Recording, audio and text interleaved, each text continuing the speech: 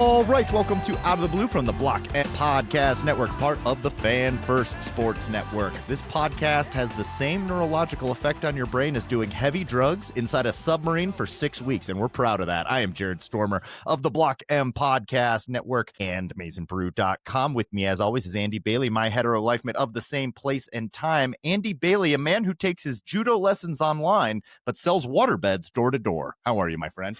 I'm good, man. You know, this weekend, some would say was life-changing. Others would say football just returned to the schedule. I mean, 1-1 though. Yeah, I would say this weekend changed my life. Week 0 of maybe the 30 college football season that I've watched as a human being, something like that.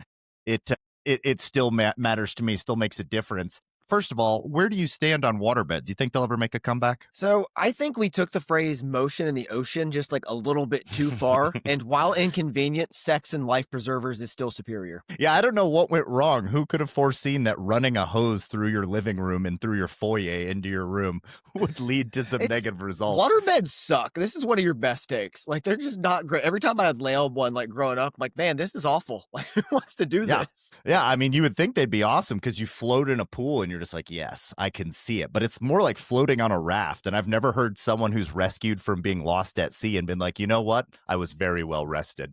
Like, you know what? Another 10 minutes, please. Yeah, like, actually, can you circle back around? Like, I'm good. Get one more night's sleep out here. Yeah, waterbeds, I don't think they're making a comeback. I actually had one as a kid, like before I could properly utilize what you're like the motion in the ocean reference. Never got to try that, but nonetheless, we had some decent sleeps from age 12 to 14. Some decent sleeps. I'd rather sleep on the floor, sleep on concrete than a waterbed. I am with you, and with us on this podcast, producer Tony. Glad to have him here as the season officially kicks off. If you've noticed our content taking a bump upwards, that would be producer Tony. Shout out to him doing the work, the Lord's work behind the scenes there and helping us as we push the Aidan Hutchinson promotion. We are giving away a signed Aidan Hutchinson jersey. Was saying this is going to be the last week. We have a leader in the clubhouse, but I'd like to see a little more. And we know we have some listeners that come back to us when the season starts. So we might extend this 1 week, I'm thinking, until the Oklahoma game and announce the winner for the Oklahoma game. Give some more of the other listeners a chance to trickle back in. But all you need to do to get entered is share one of our posts, one of our videos, Instagram, Twitter, Facebook, on Reddit if you can. And then let us know at ootbsports23@gmail.com. Just let us know what you've shared. We're keeping a document with all of that stuff. And we're going to give it away to the person with the most creative or the most effective post. So really excited about this giveaway. Won't be the last giveaway. We've already got the next one in the till. We are part of the Not Messing Around crew this year at Out of the Blue. So we're super excited for the season. And it's week 1. Brother, week 0 is the appetizer. It's entree time. Yes, I mean, we are done with the tapas. It is time for the main course here. This is steak, potatoes, meat, is a cup of vino afterwards, maybe an espresso. Like, we have a full slate starting on Thursday. Maybe an aperitif, a digestive afterwards. We are not here to mess around. So excited about it. This is our 8th season covering Michigan football. Thank you to all of those that have been with us since the beginning. Thank you to everyone that's joined. And can't wait to kick it off, brother. And we have got a robust podcast for you here. So let us get into it. And I think we should start by touching the banner, going quickly here as much as we can, because Sharon Moore gave us some great nuggets to chew on. Starting at the top, Bryce Underwood has officially been named the starting quarterback, only the 4th true freshman in Michigan history to be named the starter. Not a surprise, but certainly momentous. And now we know what to expect. Well, we don't know what to expect, but we know who to expect this season at quarterback. I'm so excited. It's just nice to have it confirmed. Like, we all knew it was leaning this way, especially after over the weekend on Big Ten Network, they alluded to the fact that Underwood had been taking the majority of the snaps with the one. So it's like, okay, seems like he's getting the job. But just have it official that the Bryce Underwood era is starting. It just would have been such like a wet fart if they're like, all right, Mikey Keene, week 1, go get him. The Garcia kid, we're just like, please, what? God, no. I would be I would revolt. I would write a strongly worded letter. At least a strongly worded letter. I might hand out some pitchforks. I don't know if it's pitchfork worthy. If he wins the job, he wins the job. I actually think it's encouraging because we know that this staff, meritocracy is the way that it's going to be done. If he were bad enough that we had to play a Garcia or be like, we're waiting on an injured Keene to get back, I think that's bad news. So ultimately, this is what we wanted to hear. Absolutely. And I know, and Sherrod Moore knows what's on the line, especially with New Mexico week 1, then right into Oklahoma. Like, he would not be doing this unless Underwood were ready. Underwood is the guy. Heard one of the Big Ten guys on their Big Ten preview say a freshman, freshly 18 years old, that looks like a defensive end. He certainly looks the part. Every throw that I've seen, there hasn't been a lot of film to come out of camp, but just looks just tight, man. Just we know he's got the cannon. We know the athletic profile. It's going to be fun, man. Like, not since JJ which wasn't that long ago, but like JJ was the last time when we were like, man, we've got a quarterback back there. How good will he be as a true freshman? Time will tell, but he has all the tools to be excellent and really good year one. I think he has the tools to be one of the better. Like, I think he can easily eclipse the Rayola numbers from his first year. I think the expectation's kind of like Roadhouse. Like, be nice until it's time not to be nice. Like, I think he's gonna like keep the car between the lines until Michigan is forced to take the governor off. And to be honest, like, they may not need to take the governor off very often this season for this team to win 10 games. I completely agree with that. Perhaps more surprising than the Underwood announcement was the announcement that Jaden Davis would be quarterback number 2. This clearly tells me that Mikey Keene isn't ready to go. I don't think they specifically said that, but I'm reading between the lines here and not difficult to do. This one surprised me a little bit more because I would have thought bringing in Garcia was a bit of a bridge there. Are you encouraged by this, or are you still, based on what you've seen by Jaden Davis, like, oh boy, like, protect Underwood at all costs? I'm encouraged for several reasons. Okay. One, I'm not encouraged that Mikey Keene's injured, but this 100% confirms that. He's still not back to full strength. Otherwise, he would be locked in to be the backup. 2, if Jay Garcia was back up, I would be very nervous because my feelings on Jay Garcia are well known at this point. And 3, I saw a great point from quarterback coach Quincy Avery, who's worked with CJ Stroud, Jalen Hurts, several of the big name quarterbacks in the NFL, and his work with Jaden Davis. And he says, like, the motion looks weird, but from like load to throw is super fast. Like, it looks bad in slow motion, but it moves really quick still. Like, it can look a little weird, but like in terms of like body mechanics, it's not that bad for him personally. Because everybody's throwing motion is a little different. It's not elongated because it's still fast. That's interesting. We've certainly seen guys with that hitch in their throw where they cock it back, and rather than looking like a pendulum moving forward, it kind of gets vertical back there in the cock back. We've seen guys overcome that, so it's certainly not impossible. But you and I were a little worried based on what we saw in the spring game, what little we saw last year, which wasn't much. What we've heard coming out of camp, we were like, this guy might be a year away from being a year away. But I'm pulling for him. He's stuck around the program. Seems to be like, why wouldn't we be pulling for this kid? The fact that he stuck around, highly recruited, like, could have easily, just turned tail and head to Cal or something like that, but wanted to stick it out, and now has been rewarded with the backup job. So, I mean, we'll see Jaden Davis this year unless Keene gets healthy.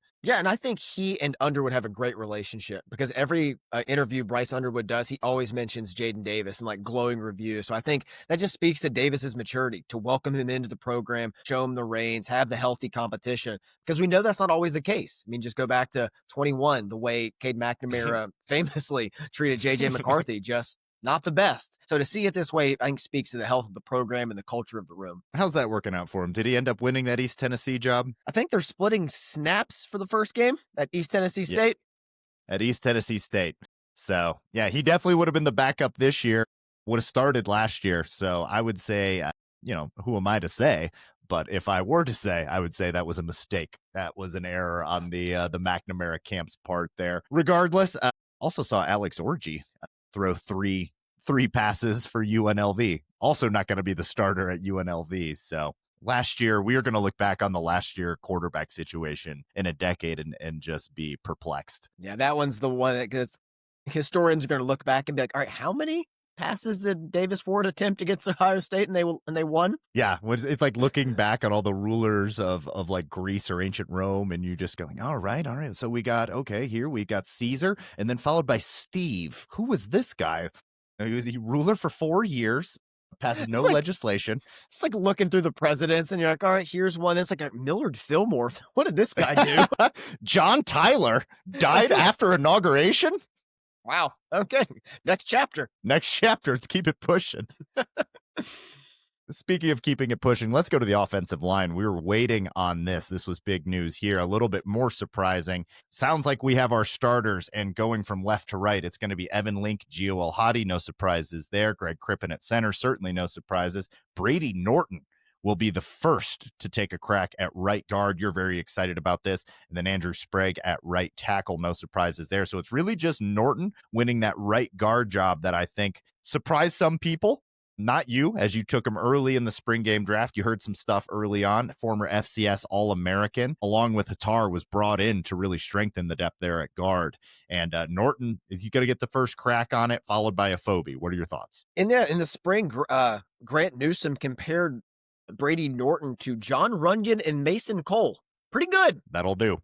That'll do. Pretty good. He's put on a bunch of weight since he got to Michigan. He's up over 300 pounds now, so he's got the body. 4 or 5 starters from the ReliaQuest Bowler back. Obviously, Josh Preeb off the bigger and better things. Giovanni El-Hadi kicks over to left guard, his more natural position. Certainly. No, I'm encouraged by this, man. I like the 4-5. I like the continuity they have. I like Brady Norton. It seems like he really won the job too. Like it's not just like where the guy is leading and just kind of like, well, I guess gotta he's play the starter. someone. Yeah, Yeah. because nobody took it. I like that he took the job. That makes me feel better. It does. It does. It will probably continue for a week or two, so Norton won't be on the longest leash, but I don't know. Some of the stuff we saw about Afobe, the thing about Afobe is he's a little bit more of a known quantity. I think we mentioned this in the last podcast. Like, well, you could start Afobe. We know what that'll look like, though. Yeah. And it's like, okay. You know, we need better than okay. We would like to get this offensive line to B plus A minus level. Obviously, we'd like to get it to elite. I'm not positive we have the personnel to get to elite, and losing Andy Babs just hurts your depth there and your ability to grow as the season goes along. But Norton excites me. Like Yeah. this is a move that excites me. I'm in on that. So those will be the guys that we see against New Mexico. Looking forward to see how this unit looks just right out of the gate, see how connected they are. I like Gio moving back to left. Obviously, Crippen minutes, something we've talked about for 5 years on this podcast. He gets his chance at center, hoping for a big year from him. And then for me, it's Sprague as the guy that could be a star as soon as this year on the line. Is there somebody? I mean, Gio could be too. We were a little down after him at right guard last year, but moving back to his more natural position, he could have a big year as well. I could see it. He could. I like that Evan Link, Giovanni El-Hadi, Greg Crippen are all in full year too. I mean, Gio's been out there for several years at this point, at least in a rotational capacity. Seasoned. And speaking like Afobe, I mean, it's not that it's just not over competitively, like the depth wise. I mean, never forget Nebraska 2021, 5 different players played guard in that game. Yeah. You need the we depth. need a Phobie at depth. 100%. Need the depth Yeah. on the interior there. So no, I like the group. I think Greg Crippen is very important because at Michigan in this scheme, at least with Harbaugh there, maybe it changes under Chip Lindsey, but he's got to call protections. He's got to help the young quarterback out. So that's going to be massive for Bryce Underwood, not just here, but on the road in a raucous environment against Oklahoma and Norman. Yeah, I would say that the offensive line on paper is a tier above where it started last year. Now that's just on paper, but I mean, like, no Dom Gadis, it might be 2 tiers. It might be 2 tiers. Quarterback is 2 tiers. Just, I mean, the Mikey Keene situation notwithstanding. But I think this is a tier better on paper to start the season than it was last year. Yeah. So we'll see how it looks against New Mexico, even more importantly against Oklahoma. Keep it pushing here. Other updates from Sharon Moore. Looks like it's TJ Metcalf at nickel, pretty much what we suggested when we covered the secondary. Hillman and Jaden Mangum as the starting safeties, though. The Mangum news, I think you and I were likely thinking Mason Curtis. So that one's a bit of a surprise. This is, I mean, great as well, because a few weeks ago you hit me with the quick hits and said, who's a player that's going to pop out this year? And I said, Jaden Mangum. So to have him as a starter, I'm like, hey, maybe I was just giving a spoiler.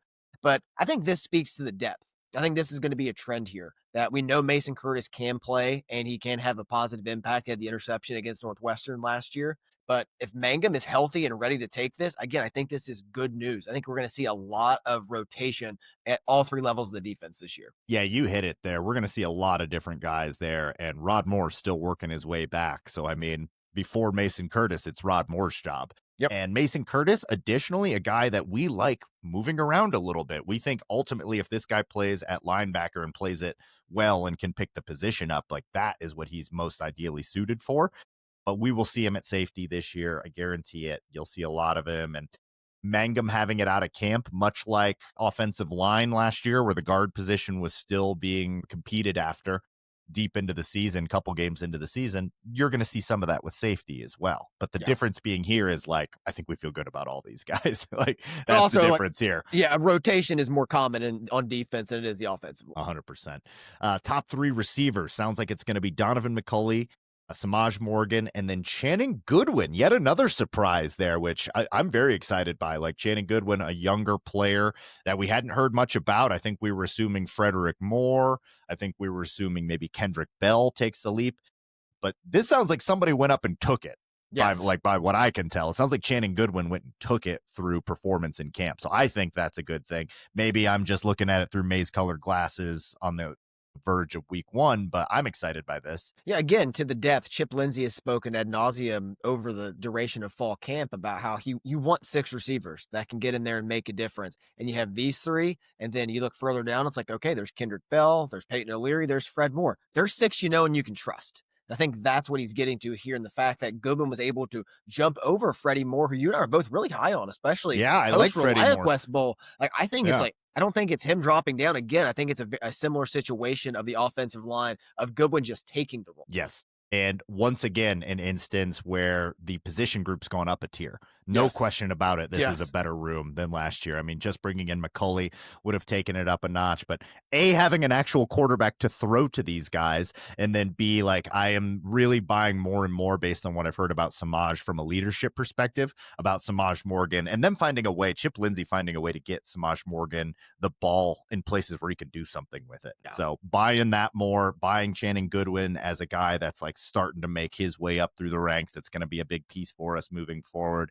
And then like Freddie Moore will still have something to say. Oh, And yeah. additionally, come on, just let me have a moment here. Andy Marsh at kick returner. That says that this guy is electric with the ball in his hands. He was I had way too much stock invested in this. I was over leveraged. My broker was calling me on Sundays. Like, are you like scratching his neck, sweating with the amount of stock I had in Andy Marsh? This is tremendous news. Also, we discussed this last week when we talked about the specialists. They're like, it will be a good sign if one of these young guys comes up and take it. And once again, it seems like that's the case. Now, how long will the leash be? We will see. Can't make any big mistakes back there that like cost you major field position, and certainly can't be turning the ball over because the body's got ways to go. But this is exactly what I wanted to hear from the Andy Marsh camp. I like that it's at kick returner and not punt returner. Same. Like, way less of a chance for punt horrible returner mistakes. Yeah. I mean, the chance, like, it just raises at punt returner. And I like that Samaj will be handling that again for the 3rd year. And this is exciting, man. I love this. We saw what Jordan Marshall could do in limited reps back there last year. It means he's explosive and just finding a way to exploit the third side of the ball and turn it to your favor and not just take a pass on it and whatever. Like, you're not going to get that many opportunities to return kicks, but having somebody that can house one can change a game. It really can. And, it just builds on what I think he could be. My comp for him was Mario Manningham, who I believe returned punts. It's been a long time, and my memory is not what it once was, but I believe he was a punt returner at one point, so likely could return some kicks. I'll have to come back on that. But super excited about that. That was the exact news and the exact player that I was hoping for. Like if I had to pick one of a roster full of really young, exciting, fast prospects, this is the one that when I watched him with the ball in his hands in his high school tape, I'm like, oh, there is something there. So super exciting there. Let's keep it pushing, though. Another youngster, true freshman, Jasper Parker, first mentioned at RB3. I mean, there's a lot of surprises coming out of what Sharon said today. Like we had to adjust our entire talking schedule based on some of this. That one surprises me for sure. Love this. And I think this reaffirms the meritocracy we've been talking about the whole time, about people coming up and taking the jobs and being just like, okay, this is my turn now. I'm jumping the line because I am that explosive. And go back and watch Jasper Parker tape in high school. I mean, the kid is explosive, shifty, extremely shifty without being gratuitous about it. It's like move, gone. Like he is so shifty in and out and like just elusive, makes defenders constantly miss, and is a dual threat. So he can do things in the backfield and as a receiver. And I think they love that versatility. And if he's that good, like he could jump over Micah Kapana, who kind of kind of similar. They're similar running style, similar playing style, says Parker is a guy to watch. Yeah, no doubt about it. I also like the idea of gratuitous shiftiness. Have never heard that term before, but let's go ahead and stamp Wasted that and movement. copyright that. Yeah, I agree, which you don't want a lot of dancing in Nope. there. And yeah, you and I kind of picked Micah Capana as the guy here, or at least I did. And it wasn't really based on much. It's running back tape's the hardest, the absolute hardest to figure out with high school because you don't know who they're up against. You don't know what the competition's like. Like he might look super fast, but it might be like, yeah, he's but playing a bunch of guys that are as fast as me. So it's very difficult. So I had picked Capana because there's always a 3-star guy that just kind of works his way up. And if they stick around on this roster, they're going to get carries. Parker now has the lead for that as the guy that's just like, hey, and if Marshall goes a year early and it's Hyder and Parker, we're fine with that as well. I mean, it's starting to become a room that has real names in it and some real talent, some real depth. Very excited by the Parker thing. And I think you and I were like expecting maybe Volker, Capana, then Parker. I'm on Volker but I mean, we're Island. not down on those guys. I'm like building a shelter on Volker Island right now. Like there's not a lot going on there. Like I'm thinking about starting smoke signals, but like I haven't gotten there yet. I mean, you're still collecting rainwater. You're not like dying of thirst yet. But yeah, you might want to at least like arrange some rocks that say help on the beach. Yeah, we're getting to that point. I at least have an H. You've constructed a worthwhile H on the beach, visible by helicopter. It looks like I could either be spelling John or help. So, Should we help him? Let's give him time. See what this message is all about. See what the next letter is. See what the next letter is. Could be anything. Man, Hogan Hansen, Rodmore, not expected to play. Both still working back from injury, as is Mikey Keene, as we mentioned earlier.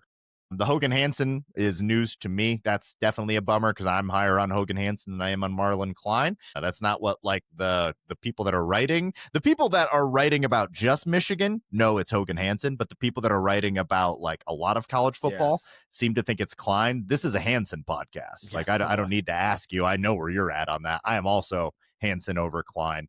So that one I'm not super in on. I also took him in our fantasy draft and like don't have a backup tight end. So gonna have to get a backup tight end for Hogan Hansen. Yeah, and then the Rod Moore thing, they just want him to get as healthy as possible, I have to imagine. Both are trending in the right direction, though, or I should say all three. There's also been some questions about potentially there might be some injuries on the interior defensive line. So keep an eye out for that. But again, a lot of this could be, do we need to play them against New Mexico to win? Or do we save them for Oklahoma in 2 weeks? And we will talk both of those this week as we are going through weeks 1 through 3 in the schedule. That is the bulk of this podcast. So we'll talk about, who's going to be expected for both and what the difference could make there. We do not need Rod Moore to beat New Mexico. Spoiler there. We don't need Hogan Hansen. We could probably play URI at tight end and get through that. Though you and I would not make it through that. Keep it pushing here. Speaking of Savion Hyder, who we just mentioned a little bit ago, would encourage you to go watch the emergency pod that we dropped last week. That is out there. You can just search Out of the Blue Block M Podcast Network, Savion Hyder. You'll find it. It's on YouTube as well. Thanks to Tony for getting that up. And also go subscribe to our YouTube. Yes. I think, we always push the other social media platforms, but I think subscribing to the YouTube would be one of the best things that you could do. We would really appreciate that. We went in depth on Savion Hyder. It's too much to cover in quick hits. Go listen to that. I would encourage that. Captains have been announced, and this was exciting. Again, a surprise or two in here. They will also wear the C on their jersey this year, which I kind of like. Might need to get one. I'm into it. Need one of those. Yeah, I'm kind of into it as well. I think it's a clean look. On the captains list, Max Bredesen making him a 2-time captain, Gio El Hadi, Marlon Klein, Derek Moore, Rod Moore, also a 2-time captain, and Ernie Hausman, second transfer to ever captain the team. This is a great list. What are your thoughts? 6 is a bit much. It's a lot. I prefer, I'm a little old school. I don't care. 2, 4, maybe. Is Josiah Stewart the first transfer there? Yes. Okay, because he got added like later on last year. I remember that. Okay, no, I mean, it's good. I think it's indicative of how many leaders are on this team because although like TJ Guy is not on here, somebody like that, those guys are also vocal presences in the locker room. But to see this list is tremendous, man. I love seeing Bredesen on there twice. Love seeing Rod Moore on there twice. A little surprised by like Marlon Klein and Derek Moore, but goes to show the respect they're garnering from their peers. Yeah. I don't care how many captains there are. I get what you're saying. Like maybe too many cooks in the kitchen, but Like, like not for this. Like, how is it really going to impact I just things? don't Like, you like listen to all these guys historically anyway. keeping track of it and stuff like that. I'm like, okay, 6 team captains. All right, what is next? It's like college playoff expansion. Let's go to 28. 28 team captains. Like, okay, I got Well, you're the history guy in the podcast, so I don't give a shit. That's on you. it. For Max Bredesen, in addition to becoming one of just 20 players to be named a captain for the second time in Michigan history, also joins his brother Ben as a multi-time captain. So the Bredesen clan just becoming all-timers, up there with the Wanglers, the Hutchinsons, Weisterts. the Weisterts, just like true legacy folks at Michigan. Absolutely love to see this here. Also, Max Bredesen asked to be Bryce Underwood's roommate. That came out this last week. I mean, Max Bredesen, if you're taking it down to 2, he's one of the 2. I've been taking many victory laps on this. Like, I was one of the very first on Bredesen Island writing about him in like 2022. I just want to, Tony, give me a round of applause in here real quick. I need to know that. Thank you. No, don't you do it. Add it in He there. doesn't need Like, this. I've written more about Max Bredesen. Now it's so popular to be on Bredesen Island. I'm like, me and you together, were on this so early discussing his blocking in 2022. Just credit to us. Yeah, absolutely. I mean, more so to you. I mean, you have been a Bredesen super fan since day one. I don't know how that's not the jersey this year. Like, just to show the people the level that you're at. Just be like, yeah, Underwood, sexy. I get it. Zeke Berry, sure. Not Whatever. me. Max Bredesen, 0 carries, 0 touchdowns this year. And I loved his quote about that. They asked him about, like, are you going to get one this year? And he was like, honestly, at this point, I'd rather not get one. It's more the player I am. I'm like, I love you so much. I love you so much.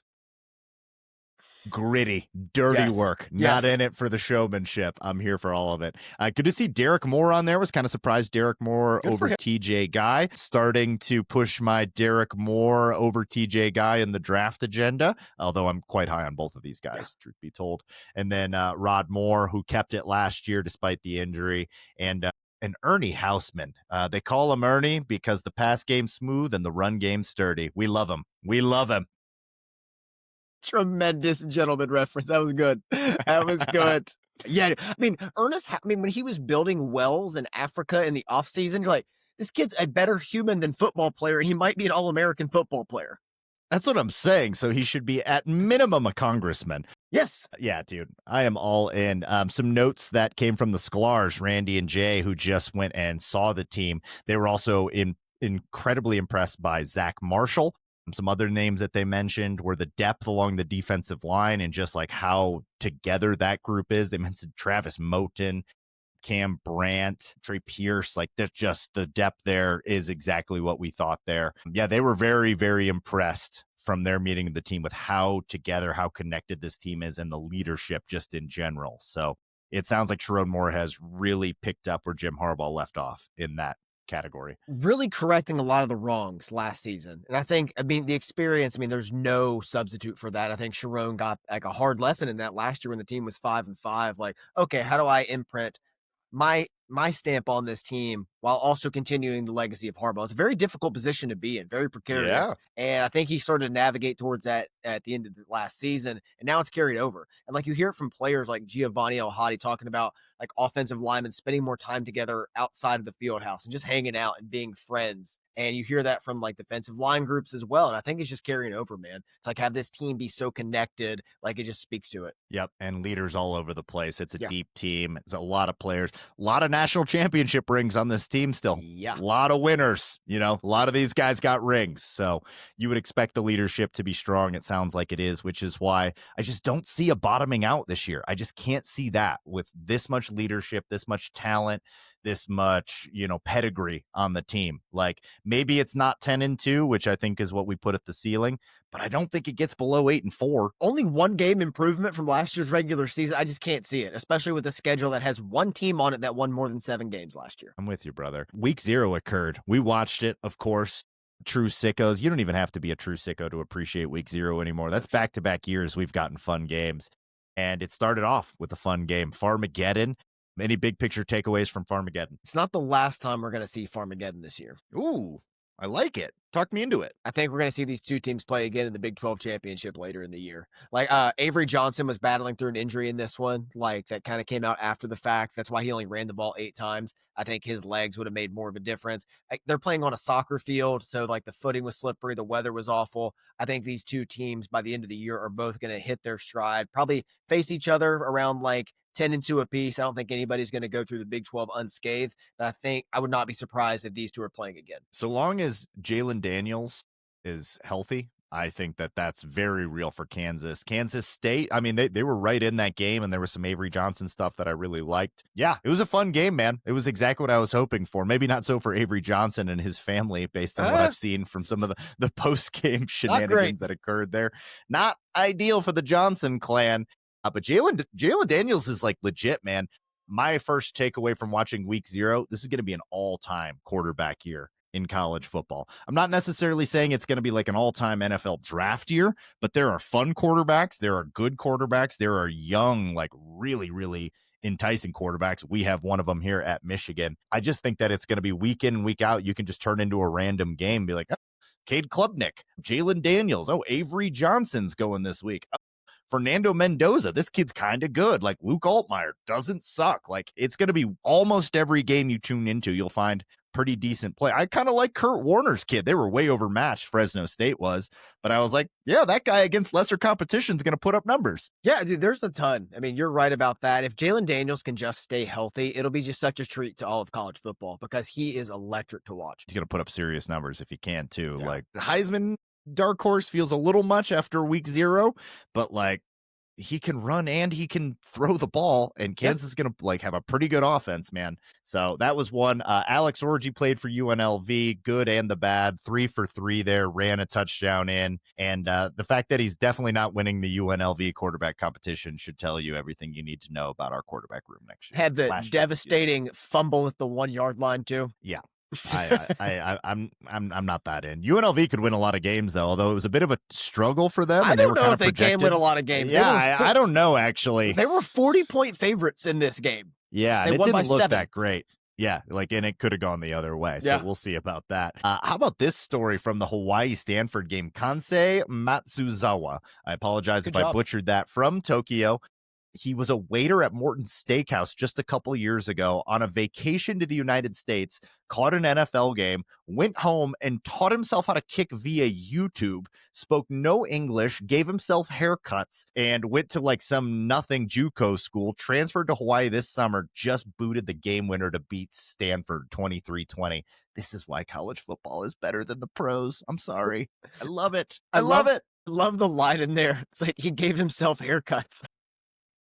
You needed to know that. Couldn't even get, I don't know if he couldn't afford the haircuts or if he was just like very frugal. He taught himself to kick on YouTube. He gave himself haircuts. Why is that important? Just keep it pushing. Like, you just need to know this. That is such a good story though, man. That is awesome. Like that I love hearing stuff like that. Just the way to keep persevering through it. I love that he got to hit a kick that mattered too. And he gets to live in Hawaii. Like, that sounds awesome. Good for him. Yeah, not a bad life. Hawaii rules. I loved it there. You said you had a listener email. Do you want to do that now, or you want to save that for Thursday? Yeah, let's go ahead and read it now. So shout out to our listener, Nate Reeves. Wanted us to know that there is a quarterback at Western Kentucky right now with an all-time name. You know, this is right up our alley here.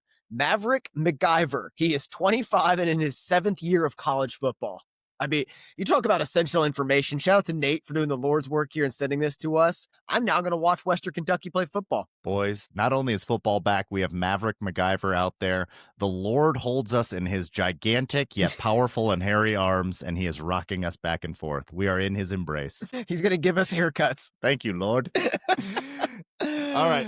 Got to get warmed up for this. We are going to finish with we've done it now after this one. We'll have gone through every opponent. We'll obviously do that as we come up on these opponents throughout the season. Before we do that, I think we got to do a little warm-up exercise. And this week I've got a fun one. Being from the Midwest myself and representing a Midwest team, I mostly hang out with Midwesterners. I've got the top 10 things a Midwesterner simply cannot resist. All right, you ready for this, boys? At number 10, a party held in a garage. Big fan. Yeah, I mean, me too. I mean, as a Midwesterner, I love all these things. So, like, I can tell you.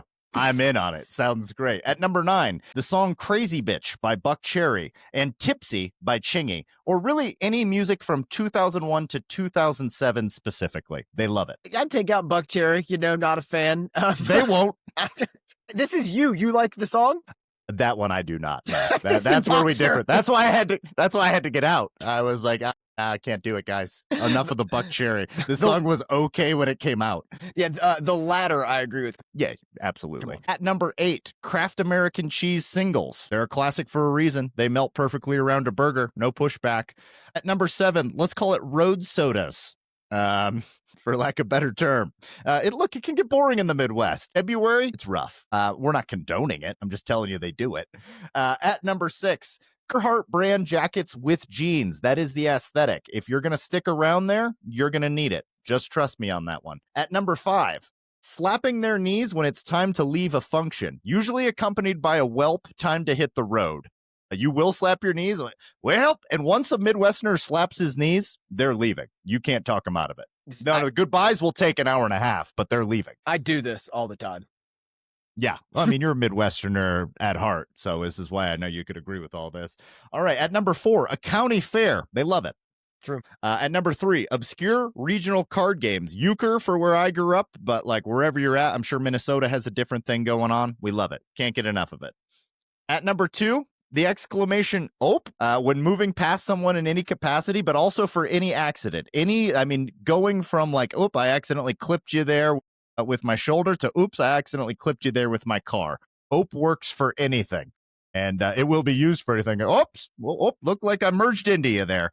Midwesterners love it. At number 1, of course, Big Ten football. Come on now. What else could be number 1? They love it. You cannot go to a Kroger in Ohio, Michigan, Indiana without seeing several of the local sports team represented. It is ubiquitous and beloved, and we can't wait to cover it again this year, folks. Love it. Excited. Glad to be back. Tremendous list. A few honorable mentions. Flannels. Understanding I'll stay for 1 means at least 2. Winning. The combination of Southern hospitality and you think you're better than me attitude and the ability to drive in all weather. I love it. This is a great list. Let us know what we missed, please, for our Midwest folks. There's plenty more. I could have done top 25 for this easily. Like, I had a lot that I needed to exclude, but we've got some coverage to get to. Before we do, we're going to go ahead and take a quick break. When we come back, we are talking the first 3 weeks of the season, including previewing this week's matchup. We are truly in the Lord's warm embrace. We will talk that when we get back right after this. All right, we are back. We are righteous men. College football is very good. College football is here, and we are talking college football weeks 1 through 3. We've been going backwards through time. We're going to be like Kurt Vonnegut and play with time, maybe a little Denis Villeneuve here in how we do this. We're going to go backwards towards New Mexico this time so that New Mexico is the first or the last that we cover, first game of the season. You get it. You'll understand when we get there. So we're going to start with Central Michigan here. Andy, give me the rundown here. 4-8 last year for Central Michigan. Yeah, 4-8, the final year of Jim McElwain. This team is in complete rebuild now after he has moved on to join the administration there to be a special assistant to the athletic director, which is kind of like, hey, just stay here and take a paycheck. Help us recruit a little bit. So that's what he's doing this season. This team is kind of rebuilding from the studs, man. And my first question is, should the winner of this game get a statue of Connor Stallions?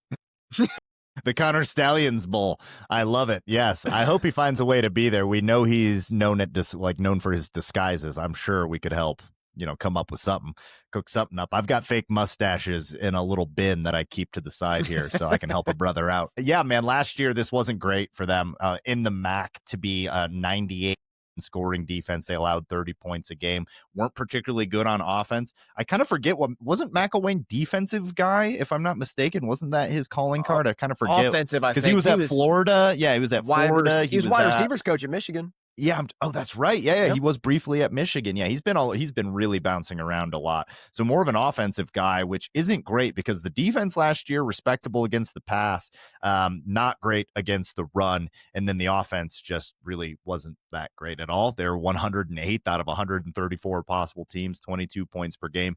So struggled on both sides of the ball. I don't really want to spend too much time on this. I think I think this is, if it's not the easiest game, it's definitely the second easiest game on Michigan's schedule. 100%. A few stats just to like kind of hone in on how much of a mess this was last season. Last year, they were second to last in turnover margin and last in interceptions with 2 on the season.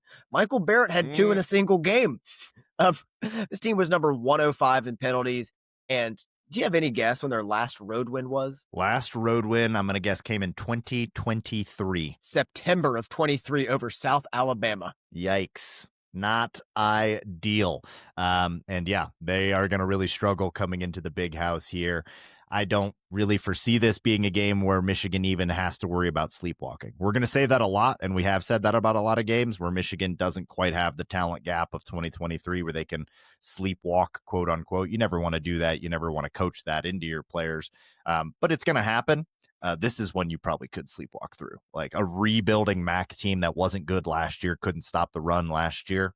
Michigan's going to be, I mean, we don't know we're going to talk about the Oklahoma game, but regardless, they are coming off of a big, lots of eyes on it game. I just don't see any chance at a letdown. This is a tremendous game to have in between at Oklahoma and at Nebraska. Like if this were Maryland, I would be nervous. If this were Michigan State, I'd be petrified. Like this is such a spot to get got by like a Big Ten team. But because it's Central Michigan, even if they come out just lackadaisical in a malaise, say the worst happens in Norman, I just don't see any way this game is close. No, I'm with you.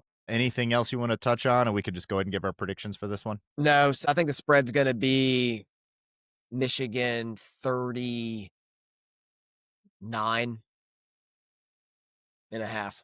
I'm seeing right now on Vegas if there's already any spread for it. There's Michigan State Central spreads. There is not one for Michigan. What is it for New Mexico currently? 37.5, something like that. It's around 40 points. It's going to be right around the same. So go ahead and mark us down for the same. I'm not gonna quibble with this one. There's no point to it. Michigan's gonna roll. Jasper Parker's getting into the end zone in this game. All right, here we go. This is the one. We already, when we logged in today, we didn't start talking about New Mexico. We immediately started talking about Oklahoma. Michigan versus Oklahoma, week 2. This is going to have a lot of eyes on it. This is the Brett Venables redemption year. If you're believing what a lot of ESPN and CBS, a lot of people in on Oklahoma. Todd McShay has 4 players in his top 100 for the draft on this Oklahoma team. Of course, we are in this part of the season. We are going to talk ourselves into Michigan being able to overcome all comers. But this is one where I don't think that the fact that Oklahoma has all this hype should make you think that Michigan doesn't have a chance in this one. This is a tight matchup that I'm excited to discuss. Yeah, McShay gave him the old McGlaze over the weekend. I was like, all right, Todd, all right, we get it here. And there's several storylines. I actually kind of want to start defensively with this team because one of the overarching headlines for this team is Brent Venables is taking over the defense. Like he's back, he's taking it serious, but diving into it, he called the defense in 2023 when his team was 10-3. However, the defense that year finished 79th in total defense, and last year the team was 19th when he wasn't calling it. Clearly, this tells me this isn't a move to fix an issue, but a move to negate the pressure that he's feeling around the program. I'm with you there. For scoring, they were 29th, 21, basically 3 touchdowns a game. That's perfectly acceptable. They were good against the run. This was a top 25 rush defense, only 115 yards per game allowed. Against the pass, also not bad, a top 50 defense, 203 pass yards, particularly with some of the competition that they had to see. Defense was not the problem last year. It was definitely the offense where they struggled to score. They were 97th in scoring offense. So they bring in John Mateer. They bring in his former offensive coordinator from Washington State right with him in hopes that that will translate to immediate success there. Mateer, I am high on. I had him last year in fantasy. The guy put up numbers. We just went back and looked at his competition from last year. He has never faced a defense as good as Michigan, not even close. The closest we could find was Washington. Washington did have a really good pass defense last year, to be fair. Yeah, I mean, Mateer's kind of a wild man. Like, he's an old Texas gunslinger. His footwork and mechanics are all over the place, but he's exciting to watch. Like, I'd be terrified if he was Michigan's quarterback because I feel like there's a high ceiling, but there's also a really low floor with what he does. And I like their OC, Ben Arbuckle. He's only 29. He's very young, and he does some cool things. I've studied him a little bit this offseason, But I'm just really wondering like how that is going to mesh against Wink Martindale's defense. Like that schematic matchup is fascinating to me. Also worth mentioning that, do you know who had the most rushing attempts on Oklahoma's team last year? Jackson Arnold. Quarterback Jackson Arnold. So John Mateer, very mobile. That shit won't fly. That dog won't hunt against Yeah. Michigan if you're trying to run John Mateer over and over and over into Ernie Hausman. The run game's sturdy. Cannot wait to see that attempt. I think Mateer is going to struggle. Additionally, something that I am tracking very closely, I would like to see Oklahoma come out fully healthy. I'd like us to come out fully healthy with Rod Moore, with everybody available, Hogan Hansen as well. But both of their tackles currently not practicing, not listed as starters for week one. If their tackles can't go, they're going with true freshmen at both left and right tackle. Boy, and Jaden Ott, I would say, is even less likely to play in week two as he's coming back from a shoulder injury. Now, maybe all these guys, it's just precautionary, much like Rod Moore is on our side. We're like, we don't need them. We'll get them back for Oklahoma. But even if one of those guys can't go at tackle, that is going to make things extremely difficult for John Mateer, taking a huge step up against the defense that he's going up against under the lights. Big time defense coming into town that's going to confuse the hell out of you. I've got my eye very, very close on that. I don't think they're going to be able to run the ball, even if is there. And I mean, I get it that Bill Bendaball is one of the best offensive line coaches in the country, and it was a rough year last year. But true freshmen are true freshmen, and that's a very tall task for anybody to overcome. Not to mention the skill for this team on the outside is starting over from new as well. They lost number one Nick Anderson, Jaleel Farouk. Old friend Andrell Anthony left as well in the offseason, as did tight end Bauer Sharp, who's expected to be a star at LSU.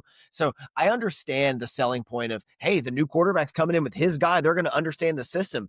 But is everybody else? Are they all going to be on the same page? How up to speed are they going to be if they're having this kind of rotational like aspect at several different positions leading into week one? Not to mention the jump in competition from week one to Michigan. I'm with you. At wide receiver, they're expecting big things from Elijah Thomas and Deion Burks in the slot. At tight end, it's going to be Will Huggins and Carson Kent. Nobody that's really stolen the job there. If those aren't household names, I wouldn't blame you. I didn't know who they were either. I had to kind of do some digging. It's not like an elite necessarily group of pass catchers there. If Jaden Ott's out, they're going to backups. That's likely Javante Barnes. Like, it's a lot of new guys if those tackles can't play and Jaden Ott can't play. All of a sudden, this new shiny offense that you were really selling to everyone isn't quite there. And it's a lot of young guys going up against a Wink Martindale defense and John Mateer being forced to make chicken salad out of chicken shit a lot of times, which could be this game. We predicted sloppy early on.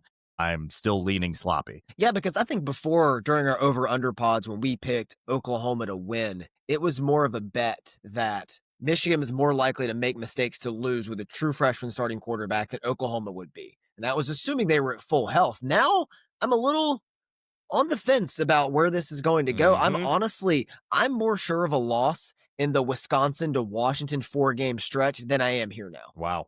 That's interesting. Yeah, I'm very much, and I knew this would happen, by the way. We also forecasted that as we got closer to the game, this is the type of game you and I will talk ourselves into. But literally, we're giving you data points as to why that's the case. Like, there's real reason behind it now, too. On defense, I think they'll be stout. I like their front seven, particularly defensive end R. Mason Thomas. Only 6'1", though. So, I mean, very fascinated to watch him against both Link and Sprague. If our hypotheses are correct, they should hold up well against this guy. But sometimes those smaller guys think Josiah Stewart give you problems with their pad level and power. And he's a veteran guy there. And the whole front seven should be strong. They like their depth along the defensive line. But they'll be good there. And at linebacker, they've got three guys that they like, starting with Kendall Davis and Kobe McKenzie. It's a good group. It's a good front seven. I think that'll be the one thing that keeps Michigan from getting a comfortable lead at any point, is because we might struggle to run the ball as well. I want to see how they do replacing Green Dot Danny Stutzman in the middle. He led the team last year with 109 tackles, 43 more than second place. So absorbing tackles for that defense last year in the front. Same thing in the secondary. I'm excited about corner Eli Bowen, who's a freshman All-American, and senior safety Robert Spears Jennings. But they have to replace Billy Bowman, also their best secondary player last year, who was also drafted. Not quite the impact Stutzman had, but a very important piece in this defense. So, like, okay, they have some pieces around them, but younger. And this is, again, such a step up. And this is a defense that just got ran over by Navy in the bowl game. They're not coming into this season nearly with momentum that Michigan is from beating Alabama. I'm with you on a lot of it. Unsurprisingly, man, sounds like we're both starting to change our tune on this one a little bit. We do have a spread for this game currently. Oklahoma is favored by 2.5. So rather than ask the spread, I would say, where would you bet it? I think I would bet Michigan to cover the spread. Like, I think this is a 1-point game. I think this is down to if their starting tackles are playing and Jaden Knott is playing. I lean back to my original point where, okay, I think Michigan will perhaps make one more mistake in this one as Bryce Underwood is still getting his feet underneath him. And that's what happens. Maybe a game winning field goal. It's on the road. It's a big test. But if those tackles are out, especially, If those tackles are out, it changes everything. I think it'll change the completely line. I agree. think it'll do a lot here. And then I would pick Michigan to win the game. Yeah, I completely agree with you. And this is kind of what we were texting about. So unsurprisingly, we're aligned here. With the tackles, I'll go with my initial prediction. They win by a touchdown. I think they'd just be a touchdown better because John Mateer is going to make a few more plays. He'll still probably turn it over. He's not terrible with his turnovers. He's actually pretty adept at keeping the ball with his team. But against this defense, he hasn't seen anything like it. No. The Washington defense last year, he had 1 touchdown, 1 interception, only completed 50% of his passes. If he doesn't have his tackles, it's going to be similar numbers to that. If he has his tackles and Jade Knott, they can run the ball a little bit, just enough to keep things easy. And I mean, we'll see if Brent Venables has the constitution to play that kind of game, where it's like, hey, let's play their game and let's take what they're giving us. And like, they're not going to be able to get big plays either. So, let's play that time of possession game. That can be risky going up against Michigan. That's what we want to do, but they might actually have a team that could do something similar with a ball control quarterback who's a little bit more of a gunslinger gambler, but also, he can complete passes at a high percentage. And then what they think is a decent offensive line, but if both those tackles are out, I think Michigan wins it. I'm not going to lie to you. I think Michigan wins it. I mean, either way, I think this game is decided by a possession. I think it's super close It's down the one middle. possession game. But I do like Sharon in close games. He is outstanding in close games. He has Great the call. stomach for him that a lot of coaches don't. And if this becomes just an old school backyard fist fight where Michigan's struggling to move the ball, but they're getting 2-3 yards in the first, second quarter, Sharon has the foresight to keep at it because he knows that's going to start adding up in the fourth, and that could be the deciding factor. Yeah. So if I had to say, I'll go ahead and say Michigan covers. I think that Oklahoma just has a little bit more. They also have a lot to prove. This is a massive game for Venables where we could drop this one and it's really not going to impact our season. They have so many more difficult games to come on this Oklahoma schedule that if they drop this one, you can almost rule them out of the playoff. We could still get in and we could still drop another one down the road and still get in. Whereas there's a couple built-in losses for this Oklahoma team. So fascinating matchup. It's going to be a ton of fun week 2. I hate that we have to wait so long for both of these games in the day. It is like, come on, bro. Like back-to-back weeks, you're making me wait around for football. Like, think of my drinking habit, but it is what it is. All right, that brings us to this week's game. We are talking about this week's game. We are truly back. The Lord has woven a blanket made of old materials found throughout his house. He has wrapped us in it. His warm chest, his beating heart.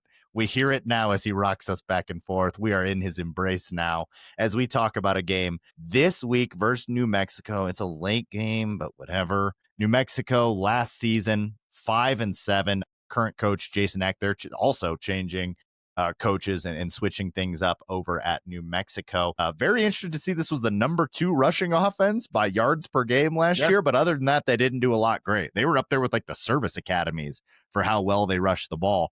But the fact that they were only able to win 5 games with that rushing offense tells you that there's a lot of other things that needed to be fixed on this New Mexico team. Yeah, last year they were a run and gun style of offense, really similar to like the UNLV go-go offense from a few years ago. Like it's an up-tempo rushing attack that wants to hit deep shots, but they are replacing damn near everything. I mean, starting with the coaching staff, starting with the quarterback, Devin Dampier is off the start at Utah this year, 4 of 5 on the offensive line. And I don't know if they can't really be much worse on defense. They were 130th in scoring and 131st in total defense. So I guess they're just inevitably rebuilding because they would be anyway, but they have to turn over a bunch of personnel and kind of just start from scratch. This team gave up 38 points per game last year, Yeah. 231 yards through the air, or no, excuse me, 279 yards through the air, 120 or 213 yards per game on the ground. They allowed 27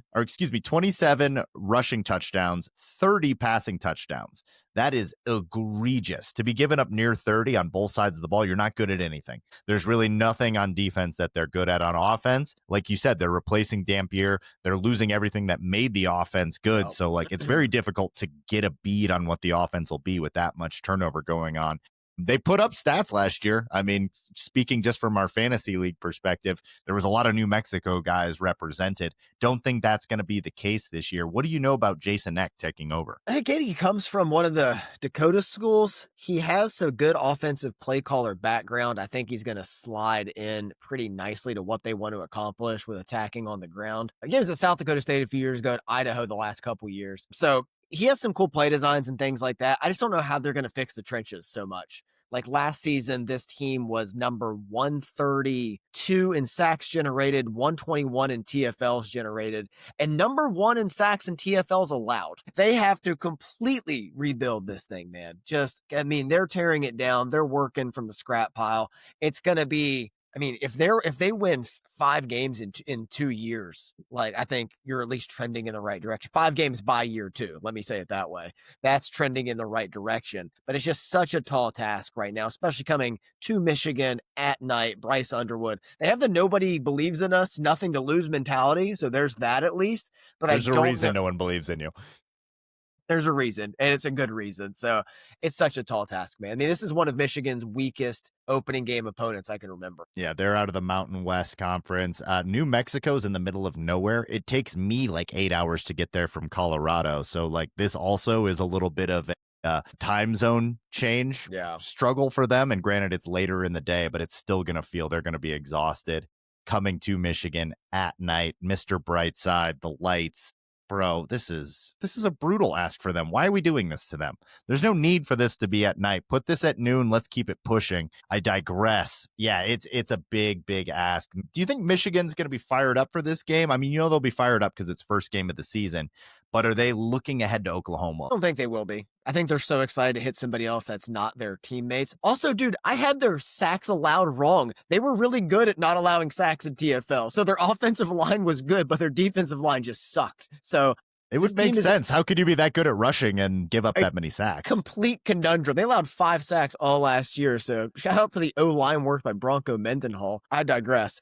I think the team's going to be so excited to just not be practicing anymore. Fall camp is hell. It's hellacious. Everyone acts like, good camp. We're all getting together. It's like, it's hell.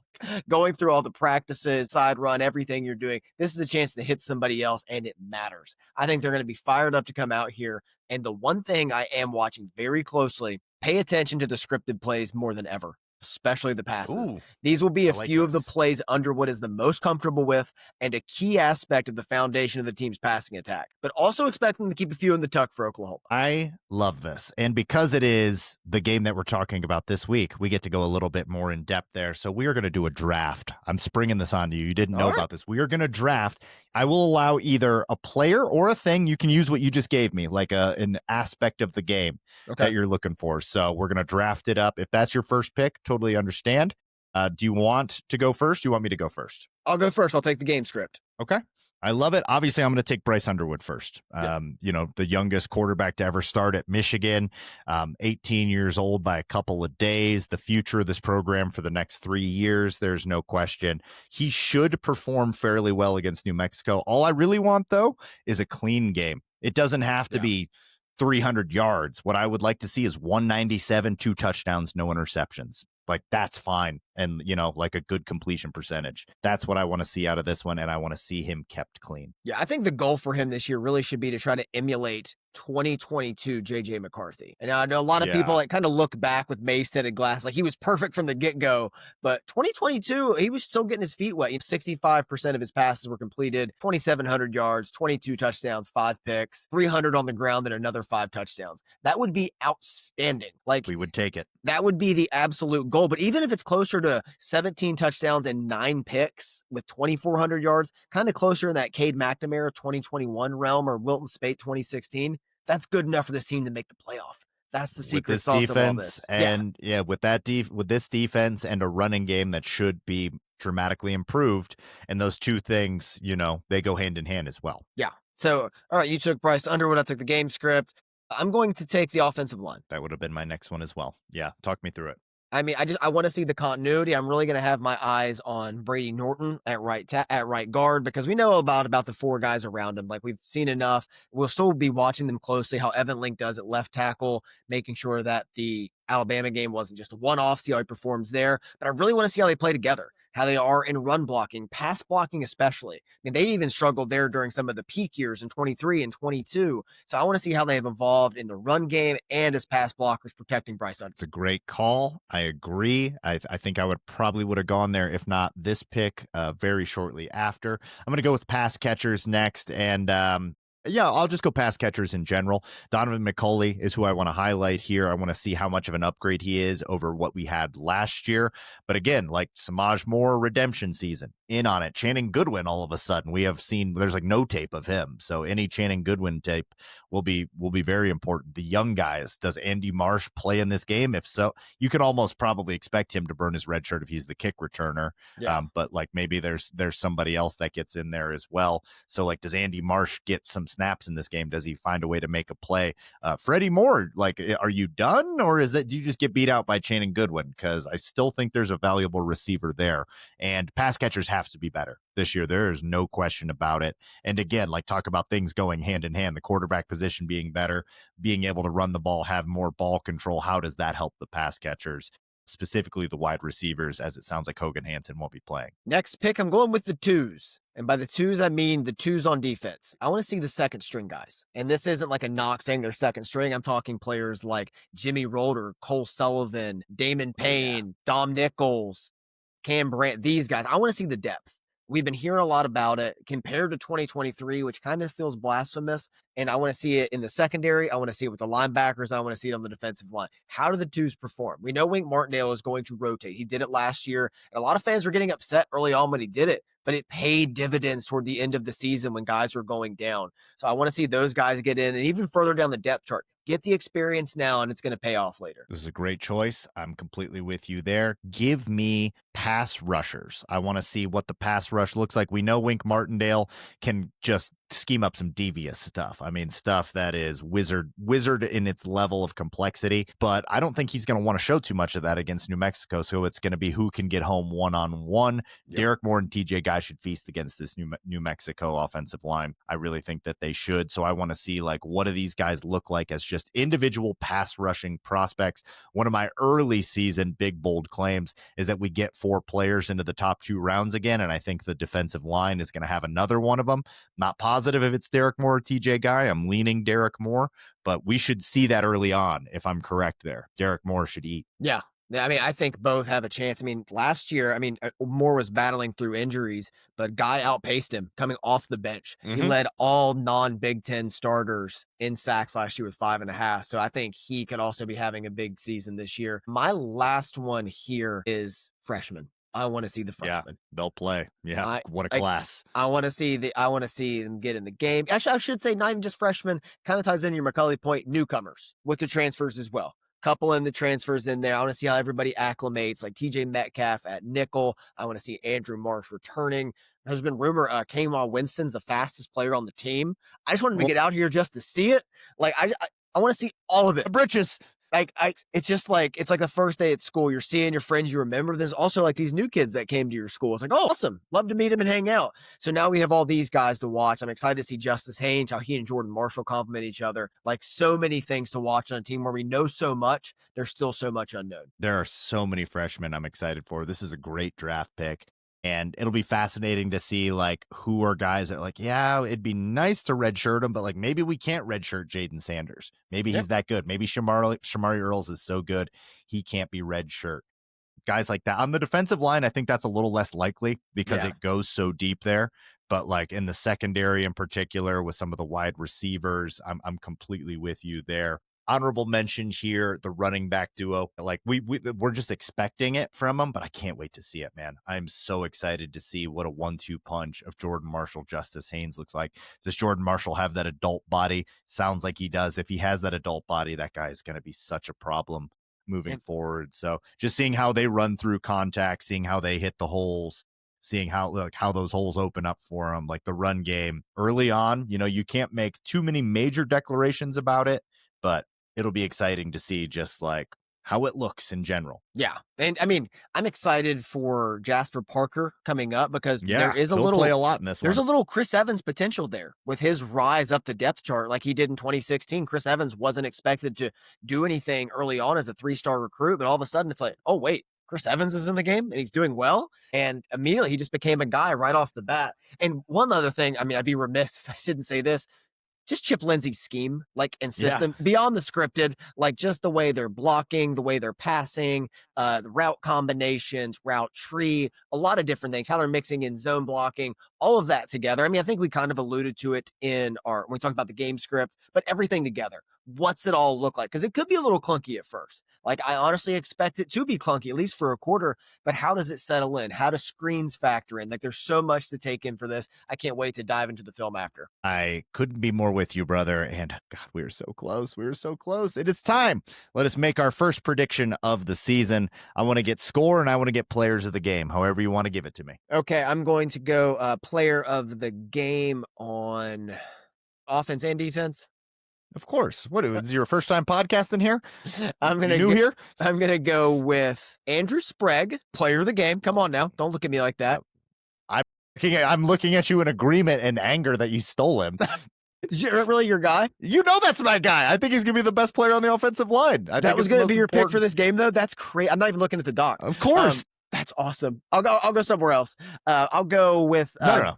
Okay, I'll keep Sprague. I've got another one. I just think he's going to be a force in this game in both the run and the pass. I think it starts here, and we're all going to see it in spades because there was never. I mean, they could talk about competition there, but we knew Sprague was locked in, has such a high ceiling. So I'll go with him offensively. Going to be the straw that stirs the drink, helps out the offense, and defensively, I'm going to go with TJ Guy. You pick a player. Pick anybody you want. I'm just going to go with TJ Guy here and probably start working my way across the defensive line for my players and around until I get them on players of the game. And I think Michigan's going to win this 42-0. I would be shocked if New Mexico crosses Michigan's 40. Yeah. Taking the cover, current spread at 36.5. He has us blanking him. I love this. I've never loved anything more in my entire life. And maybe that speaks to me, but nonetheless, I'm happy that this is the true love of my life. Andy's score prediction.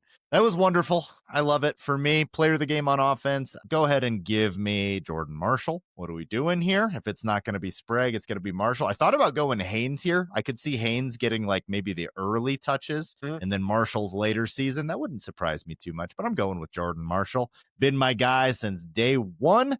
On defense, give me Ernie because the pass game's smooth and the run game's sturdy. Ernie Houseman. And then as far as a score, I love your 42-0. No way I'm going to come in quite that hot. So I am going to go 38-7 Michigan. I will say we do not cover. That's a big cover there. I'll say late in the game they score, but they're not scoring on these starters. If they do, I'm going to be very, very upset.